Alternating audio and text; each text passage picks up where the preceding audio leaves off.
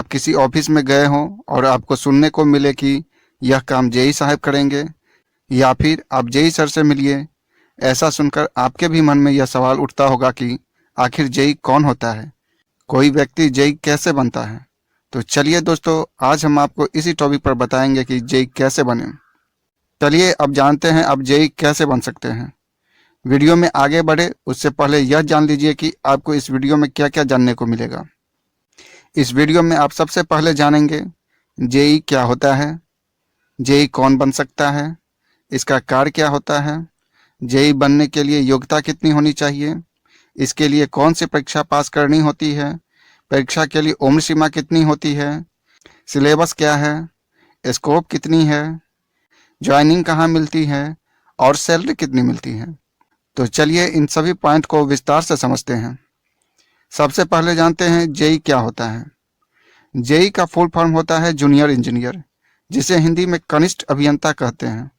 जैसा नाम से ही स्पष्ट है कि यह एक इंजीनियर का पोस्ट है, यानी तकनीकी कार्य का संपादन इनके माध्यम से होता है।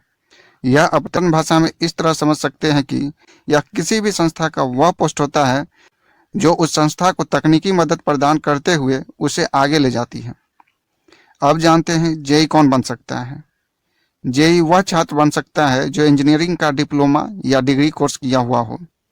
चलिए अब जानते हैं जेई का कार्य क्या होता है। जेई एक ऐसा पोस्ट है जिसके नाम के आगे भले ही जूनियर शब्द लगा है, लेकिन इनका कार्य बहुत बड़ा और जिम्मेदारी भरा होता है। ये जिस विभाग में होते हैं उस विभाग का ये एक मजबूत हिस्सा होते हैं। इनका कार्य बेहद खास और महत्वपूर्ण होता है। ये सार्वजनिक कार्यों और परियोजनाओं की योजनाएं बनाने से संबंधित डिजाइन और निर्माण करने का कार्य करते हैं। जब ये किसी विभाग में ज्वाइन करते हैं तो इनके कंधे पर उस विभाग के एक अनुभाग का दायित्व होता है, जिसके अधीन ये अपने अधीन कार्य कर रहे कर्मियों के द्वारा किए गए कार्य का पर्यवेक्षण करते हैं और आगे का कार्य का निष्पादन किस तरह हो उसके लिए उनके बीच कार्यों का आवंटन भी करते हैं। साथ ही कई तरह की योजनाओं को भी बनाते हैं जिससे कार्य का निष्पादन समय पर और अच्छी तरह से हो सके। अब जानते हैं जेई बनने के लिए योग्यता कितनी होनी चाहिए। जेई बनने के लिए जो योग्यता चाहिए वह है इंजीनियरिंग में डिग्री या डिप्लोमा। कुल मिलाकर आप यह समझिए कि अगर आप इंजीनियरिंग का कोर्स करते हैं तो आपका जेई बनने का रास्ता खुल जाता है, जिसके बाद आप जूनियर इंजीनियर बन सकते हैं। चलिए अब जानते हैं जेई बनने के लिए कौन सी परीक्षा पास करनी होती है। लेकिन इससे पहले आप यह जान लीजिए कि जेई एक ऐसा पोस्ट है जो लगभग हर विभाग में आपको देखने और सुनने के लिए मिल जाएगा।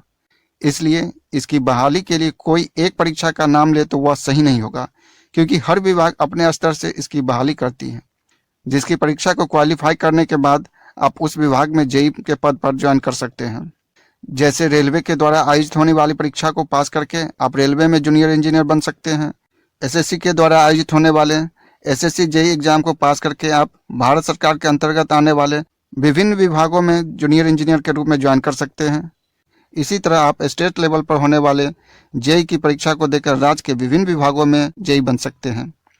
इन परीक्षाओं के अलावा भी कई विभाग अपने स्तर से भी जेई की बहाली निकालती है, जिसमें क्वालिफाई होकर आप उस विभाग में ज्वाइन कर सकते हैं।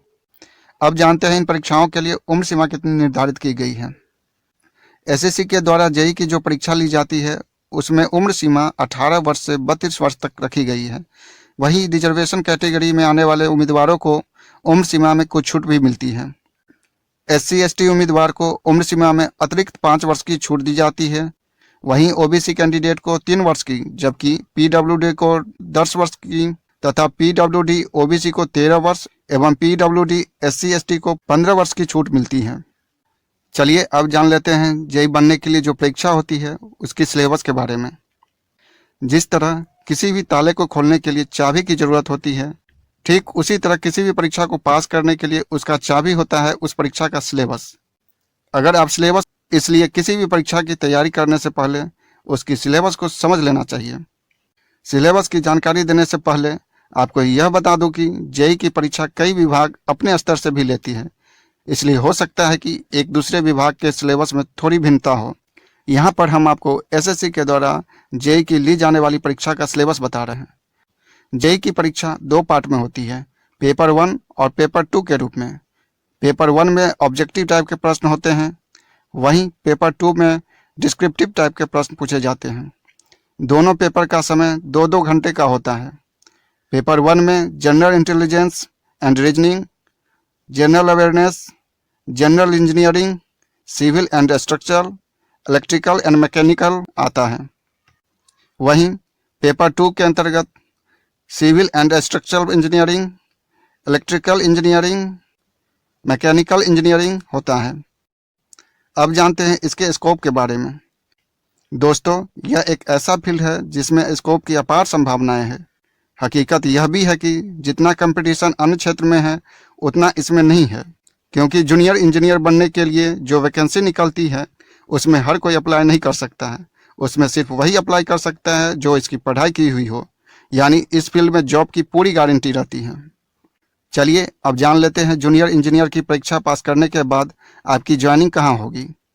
दोस्तों, जूनियर इंजीनियर की बहाली केंद्र सरकार से लेकर राज्य सरकार के विभिन्न विभागों में होती है, जैसे रेलवे, बिजली विभाग, पथ निर्माण विभाग, भवन निर्माण विभाग, योजना एवं विकास विभाग, जल संसाधन विभाग, लोक स्वास्थ्य अभियंत्रण विभाग, ग्रामीण विकास विभाग, नगर विकास एवं आवास विभाग इत्यादि। अगर आप निजी क्षेत्र में ज्वाइन इंजीनियर की सैलरी कितनी मिलती है, तो चलिए आपको यह भी बता देते हैं। एसएससी के माध्यम से जो छात्र जूनियर इंजीनियर के पोस्ट पर ज्वाइन करते हैं उनको 40,000 से अधिक रुपया सैलरी के रूप में मिलती है। साथ ही इनको महंगाई भत्ता, चिकित्सीय भत्ता, हाउस रेंट अलाउंस, परिवहन भत्ता के साथ अन्य विशेष भत्ते भी मिलते हैं। दोस्तों, इस वीडियो में हमने जेईई कैसे बने इसकी पूरी जानकारी आपको आसान शब्दों में देने की कोशिश की है। आपको यह वीडियो कैसी लगी हमें कमेंट करके ज़रूर बताएं। अगर आप किसी अन्य टॉपिक पर वीडियो चाहते हैं तो कमेंट करें, हम आपके लिए उस टॉपिक पर वीडियो ज़रूर बनाएंगे।